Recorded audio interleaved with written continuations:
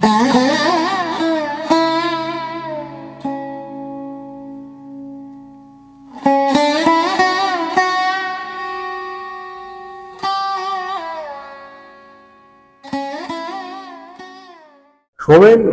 আমার অনেক দিনের ঘনিষ্ঠ, মূলত নাটককে ঘিরেই ওর সাথে আমার ঘনিষ্ঠতা, আলাপ, বহু রাত দিন আমরা একসাথে কাটিয়েছি।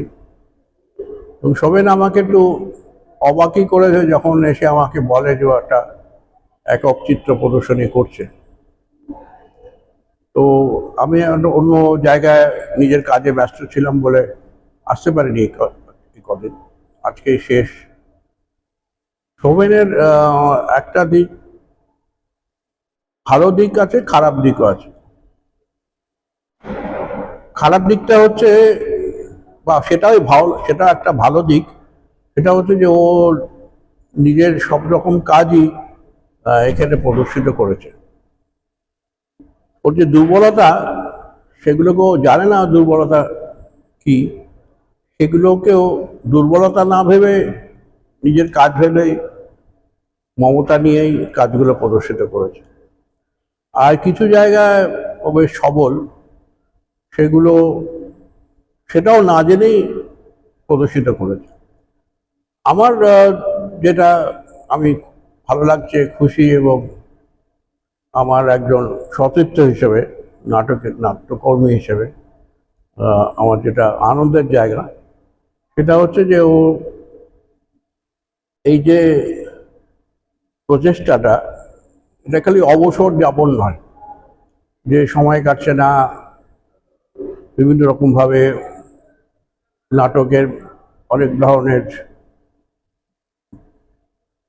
তোমার বলা যেতে পারে হতাশা গ্রাস করে অনেকে অনেক কিছুকে, কিন্তু ওর নিজেকে প্রকাশ করার জন্যে সব রকম চেষ্টাই করেছে এবং খুব সৎভাবে চেষ্টা করেছে। ওকে আমার আকুণ্ঠ শুভেচ্ছা, অভিনন্দন, ভালোবাসা। এইরকম একটা কাজ চেষ্টা করেছে এবং সফল হয়েছে, এটুকুই বলার।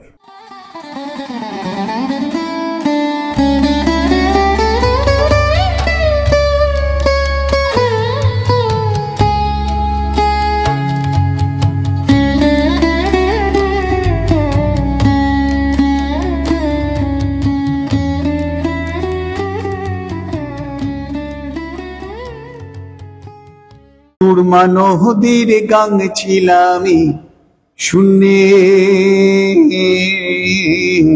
আরে শূন্যে হে দিলা হামুরা।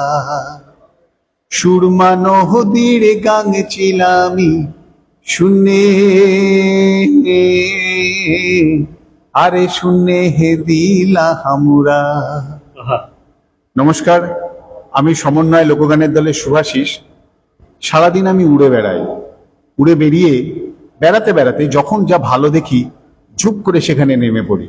সেখানকার কিছু পরিবেশ, সেখানকার কিছু মানুষের নানা রকম কার্যকলাপ আপনাদের সামনে তুলে ধরি। আমি স্থির জানি আপনাদেরও নিশ্চয়ই খুব ভালো লাগে। আপনারা বুঝতেই পারছেন, চারিদিকে একটা যুদ্ধের দামামা, আর তার মধ্যে আমাদের পশ্চিমবাংলার নির্বাচন, একটা হই হই ব্যাপার, একটা অস্থিরতা, একটা উচ্ছৃঙ্খলতা। কিন্তু এরই মাঝে আমাদের বিশেষ বন্ধু, অভিনেতা, নাট্যকার, শিক্ষক শোভেন গাঙ্গুলি চুপচাপ তার একটি একক এক্সিবিশন করলেন একাডেমি অফ ফাইন আর্টসের সাউথ গ্যালারিতে। কিভাবে করলেন, কেন করলেন এবং কি করে সময় পেলেন, আসুন আমরা ওর মুখে একটু জেনে নিই। নমস্কার। নমস্কার। খুব ভালো লাগছে। তা আমরা তো শোভেনকে নাট্যকার, অভিনেতা হিসেবেই জানি। এই আঁকার ঝোঁকটা কি করে হলো? হ্যাঁ, এই যে একটু আগে তুই বললি, তারও আগে আমি সমন্বয়ের সমস্ত দর্শককে আমার শুভেচ্ছা, অভিনন্দন। আপনারা সমন্বয়ের সঙ্গে থাকুন।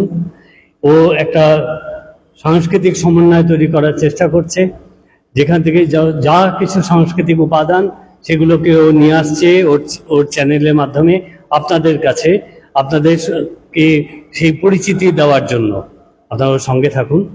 আর এবার বলতে হয় যে এই যে একটু আগে তুই বললি যে এই যে চারিদিকে যুদ্ধের দামামা, এই যে অস্থিরতা, এই যে আবার আমাদের এখানে পশ্চিমবঙ্গে ভোটেরও দামামা বেজে গেছে, এই যে এত অস্থিরতার মধ্যে শিল্পীর কি করবে? একজন শিল্পী সেই অস্থিরতার মধ্যে অস্থির হয়ে থাকবে, নাকি সে সে সে এই অস্থিরতার মধ্যে দিয়ে কিছু মৌলিক বিষয় তুলে আনবে যা আমাদের জনপদের সঙ্গে, জনজীবনের সঙ্গে মিলে যাবে। সম্পৃক্ত? সেই ভাবনাগুলো থেকেই যখন আমি অভিনেতা হিসাবে মঞ্চে বা ফিল্মে কাজ করছিলাম, বা নাটককার হিসাবে কাজ করছি, বা নাটকে অভিনয়ের শিক্ষক হিসাবে কাজ করছিলাম, সেইটি সাধলো হচ্ছে করোনা। এই করোনা আসার পরেই আমার এবং আমার ছাত্রছাত্রী ছেলেমেয়েরা তারা সবাই অস্থির হয়ে পড়ছিল, আমিও অস্থির হয়ে পড়ছিলাম যে কি করব। কারণ আমরা তো ওই নাট্যশাস্ত্রের কথা অনুযায়ী বাচিক ও আঙ্গিকের নিয়ে আমাদের কাজ। তো এই বাচিক এবং আঙ্গিক এই দুটো তো করা যাচ্ছে না। বাচিক তাও করা যাচ্ছে, কিন্তু আঙ্গিক, এই যে শরীর দিয়ে অভিনয় করা, এই যে ফিজিক্যাল ল্যাঙ্গুয়েজ ক্রিয়েট করা, এই যে দর্শকের সামনে যাওয়া, এ তো তাদের রিয়াকশন নেওয়া, এগুলো তো হচ্ছিল না। তো এইগুলোর সঙ্গে সঙ্গে তাহলে আমরা কি করতে পারি? এবং আমরা কিছুদিন চেষ্টা করছিলাম অনলাইনে যদি করা যায়। অভিনয় এমন একটি শিল্প মাধ্যম যেটা অনলাইনে কিছুতেই সম্ভব হচ্ছে না, সম্ভব নয়, আমি বিশ্বাস করি। সেখান থেকে আমার মনে হলো যে আমি ওদের বললাম যে অস্থির হয়ে লাভ নেই, এই সময়কে আমরা পাল্টাতে পারবো না। এই সময়কে তাহলে আমাদের শিল্পী হিসাবে আমাদের কাজ হচ্ছে এই অস্থির সময়কে, এই দুর্বিষহ কষ্টকর অবস্থাকে আমাদের অনুকূলে নিয়ে আসা, জয় করতে হবে। তো সেই অনুকূলে আনতে গিয়ে আমি বললাম যে তাহলে তোরা ছবি আঁক, মানে অন্তত আঁচড় কাট, দেয়ালে হোক, খাতায় হোক, কাগজে হোক, সেই আঁচড়ের দিকে তাকিয়ে থাক এবং দেখ সেখানে কিভাবে ওই আঁচড়গুলো তোকে কি ছবি দিচ্ছে। এই ছবিগুলো দেখতে থাক, সেই ছবিগুলো থেকে একটা গল্প তৈরি হোক। এই ভাবনা থেকে যখন আমি ওদের বললাম, তখন আমার মনে হলো যে আমাকেও তো তাই করতে হবে। সেইটা করতে গিয়ে আমি দেখলাম, আমি তখন ওই কাগজে কলম নিয়ে, পেন্সিল নিয়ে আঁচড় কাটতে শুরু করলাম। আঁচড় কাটতে কাটতে আমি দেখলাম যে এই করোনার এই এফেক্ট আস্তে আস্তে কমছে, লকডাউন হচ্ছে, আস্তে আস্তে সবকিছু হচ্ছে। তখন আমি ক্যানভাস আনতে শুরু করলাম, অনলাইনে পাওয়া যাচ্ছিল, তখন অনলাইনে ক্যানভাস আনলাম, প্রচুর রং আনলাম। সেই রং আর ক্যানভাস দিয়ে আমি এক ধরনের এই যে গোটা পৃথিবীটা হঠাৎ করে আমাদের কাছে একটা বেরঙিন হয়ে গেল, অপরিচিত হয়ে যাচ্ছে। এই বেরঙিন জায়গাটাকে আমি রং দিয়ে প্রথমে ভরাতে চাইলাম, যে এই রং আমাকেও তো স্পর্শ করছে একজন শিল্পী হিসাবে। তো এই রঙের মধ্যে দিয়ে আমি গল্প খুঁজতে শুরু করলাম। এই গল্প খোঁজার তাগিদেই আস্তে আস্তে আস্তে আস্তে আমার ক্যানভাসগুলো ভরতে শুরু করলো। এই ক্যানভাসগুলো যখন ভরলো, যেহেতু আমরা পারফর্মিং আর্টিস্ট, আমাদের সবকিছুই দর্শক প্রধান, আমরা দর্শককে তো গল্প বলি, আমি তো একজন ভিজুয়াল স্টোরি টেলার। তো আমরা যে দর্শকের কাছে গল্পটা বলতে চাই, সেই গল্পটা এই ক্যানভাস দিয়ে তো তাদেরকেও বলতে হবে। তো সেই কারণে এই একক একটি প্রদর্শনী আমি সুযোগ পেলাম এখানে করার, শুরু করে দিলাম। বাহ, খুবই ভালো প্রচেষ্টা, এবং আমরা সত্যি অভিভূত। এত সুন্দর একটা এক্সিবিশন আমি দেখলাম কিছুক্ষণ আগে। আমাদের শ্রদ্ধেয় হিরণ মিত্র সাহেব কিছুদিন আগে, আমাদের সুমি রাইচ, এনারা এসছিলেন, এনারা ওকে খুব প্রশংসা করেছেন এবং ওর কাজের খুব উচ্চ প্রশংসিত হয়েছে আর কি, অনেকেই দেখছি। আর একটা গুড নিউজ পেলাম, প্রচুর ছবি এখানে ওর বিক্রি হয়ে গেছে। ভালো লাগছে যে এত অস্থিরতার মধ্যেও আমাদের শোভেন, মানে আমাদের সকলের প্রিয় অভিনেতা শোভেন গাঙ্গুলি, সে আঁকার মধ্যে নিজেকে নিয়োজিত রেখেছে, আঁকছে, অভিনয় করছে, ছাত্রদের অভিনয় শেখাচ্ছে। আমরা আশা করছি উনি ভবিষ্যতে আমাদের আরো ভালো কিছু আমাদের উপহার দেবেন এবং আমরা আগামী দিনগুলো আরো সুন্দরভাবে কাটাবো। কোনো অস্থিরতাই আমাদের ব্যস্ত করতে পারবে না। আপনারা সবাই ভালো থাকবেন, এখানেই শেষ করলাম। নমস্কার। নমস্কার।